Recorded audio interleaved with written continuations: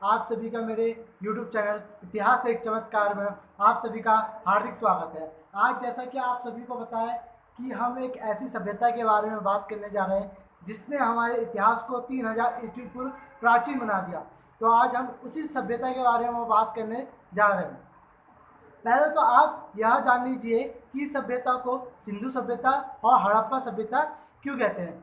हड़प्पा सभ्यता इसलिए कहते हैं क्योंकि यह पहले जिसकी हमने खुदाई की थी वहाँ पर सबसे पहला गांव हड़प्पा मिला था, इसलिए इसका नाम हड़प्पा सभ्यता रखा गया। और सिंधु घाटी सभ्यता इसलिए कहा जाता है क्योंकि जैसा कि आप सभी को पता होगा, पाकिस्तान में एक नदी है सिंधु, उसके चारों ओर जब खुदाई की गई तो वहाँ पर बहुत से अवशेष प्राप्त हुए, इसलिए इसे सिंधु घाटी सभ्यता भी कहा जाता है।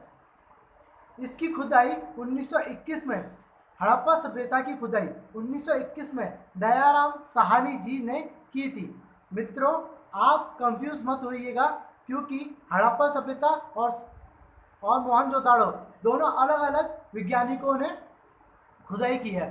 तो 1921 में दयाराम साहनी जी ने हड़प्पा की खुदाई और 1922 में मोहनजोदाड़ो की आर.डी. बनर्जी जी ने खुदाई की है। इसके बाद हमें हड़प्पा सभ्यता का विस्तार कहाँ से कहाँ तक था। पहले तो हड़प्पा सभ्यता का विस्तार पंजाब, हरियाणा, राजस्थान, उत्तर प्रदेश, बलूचिस्तान आदि स्थानों में था।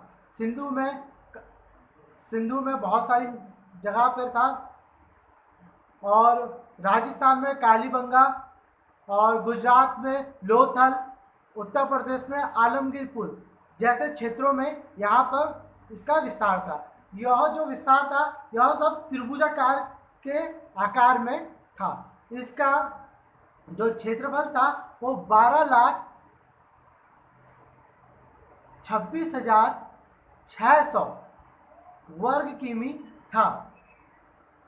कितना था?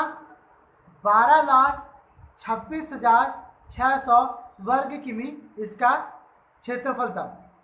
और इसका सभ्यता का काल कहाँ से कहाँ तक बताया जाता है। इस सभ्यता का काल के लिए कोई भी इतिहासकार एक मत नहीं था। पहले जिस इतिहासकार ने बताया है, सर जॉन मार्शल ने बताया है कि इस सभ्यता का काल 4000 से 2500 ईस्वी पूर्व में रहा। इसके बाद के.एन. शास्त्री जी ने अपनी पुस्तक new light on Hindu value civilisation में बताया है इस सभ्यता का काल 3500 से 2500। इसके बाद प्रमुख इतिहासकार स्मिथ जी ने बताया इसका काल 2500 से 1500 ईस्वी के पूर्व बताया है। इसके बाद हमें लिपि प्राप्त हुई। यह लिपि हमें 1853 ईस्वी में प्राप्त हुई और संपूर्ण लिपि हमें 1923 में प्राप्त हो गई थी।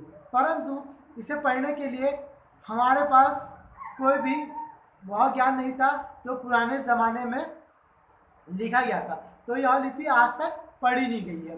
तो और इसके बाद हमारा आता है कि महत्वपूर्ण स्थान यह कहाँ कहाँ पर खुदाई के पश्चात प्राप्त हुए। मैं बता दूं आपको कि भारत में ऐसी जगह 925 हैं जहाँ पर खुदाई के बाद बहुत से अवशेष प्राप्त हुए हैं और पाकिस्तान में 475 ऐसे राज्य हैं जहाँ पर हमें यह सारे खुदाई के स्थान प्राप्त हुए हैं और अफगानिस्तान में मात्र 2 ऐसे स्थान प्राप्त हुए हैं जहाँ पर खुदाई के पश्चात हमें अवशेष प्राप्त हुए हैं।